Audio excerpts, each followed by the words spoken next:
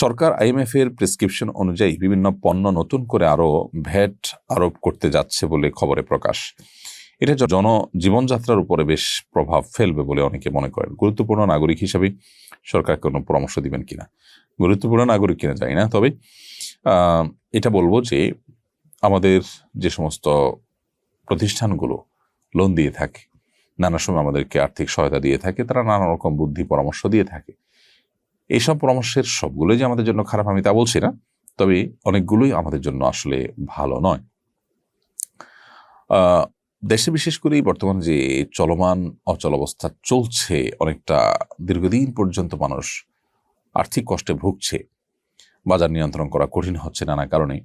এর মধ্যে যদি আবার বিভিন্ন পণ্যের উপরে ভ্যাট বেড়ে যায়, তাহলে সেক্ষেত্রে সেটা মানুষের জন্য কষ্টের কারণ হবে। যদিও অর্থ উপদেষ্টা কিংবা গভর্নর মহোদয় দুজনে কোনো একজনের বক্তব্য আমি শুনেছি যে তারা বলেছেন যে এখানে আসলে মানুষের জীবন জীবিকা বেঁচে থাকা নির্ভর করে যেসব পণ্যের উপরে, সেগুলোর উপর ভ্যাট আরোপ করা হয়নি, কিন্তু মূলত অন্য জায়গায় ভ্যাট আরোপ করলেও তার প্রভাব জীবন জীবিকার উপরে পড়ে।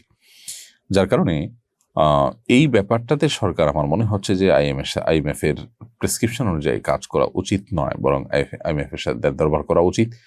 একটা রাষ্ট্রের যদি অপচয় রোধ করা যায়, অপচয়টা যদি আমাদের দেশে আমরা বন্ধ করতে পারি, সরকারের টাকার যেভাবে সেভাবে খরচ করার যে একটা আপনার টেন্ডেন্সি আছে, সেটা যদি বন্ধ করা যায়, তাহলে আমার মনে হয় যে আমাদের দেশে অনেক আর্থিক অনটনের জায়গাগুলো ঘুষে যাবে এবং আমাদের প্রচুর পরিমাণ অর্থ এখানে বেঁচে যাবে এবং এই ভ্যাট ইত্যাদি বাড়াবার প্রয়োজন সেক্ষেত্রে হবে না। আমার মনে হয় সেদিকে বরং নতুন সরকার বা নতুন পরিস্থিতিতে তারা মনোযোগ দেওয়া উচিত।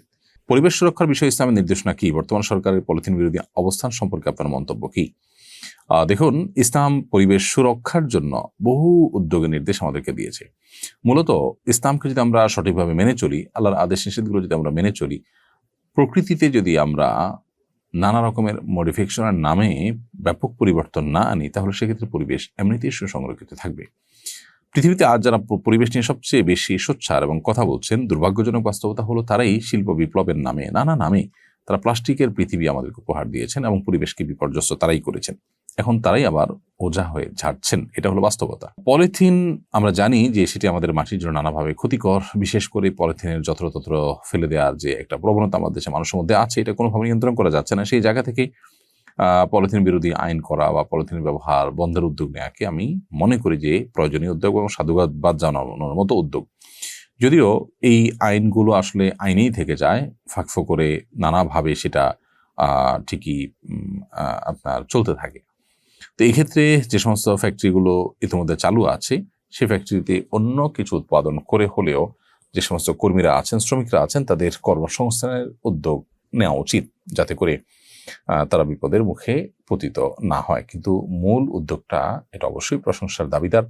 দেশের মাটিতে ফসলের চাষের যে আপনার সম্ভাবনা, সেটা যাতে কোনোভাবে নষ্ট হয়ে না যায়, সেরকম উদ্যোগ গ্রহণ করা আমাদের জন্য খুবই গুরুত্বপূর্ণ। বিশেষ করে আধুনিক বিশ্বে আমরা পরনির্ভরশীল অনেকখানি। এই পরনির্ভরশীলতা থেকে আমাদের বেরিয়ে আসতে হবে। যদি করতে না পারি, তাহলে পৃথিবী কখনো অস্বাভাবিক পরিস্থিতির মুখোমুখি হলে তখন কিন্তু আমরা ভয়ঙ্কর বিপদে পড়বো। এই জন্য আমাদের মাটির উর্বরতা কমে যেতে পারে, নষ্ট হতে পারে, উৎপাদনশীলতা, উৎপাদন ক্ষমতা কমে যেতে পারে। এরকম যে কোনো কিছু বন্ধের উদ্যোগকে অবশ্যই সাধুবাদ জানাতে হবে।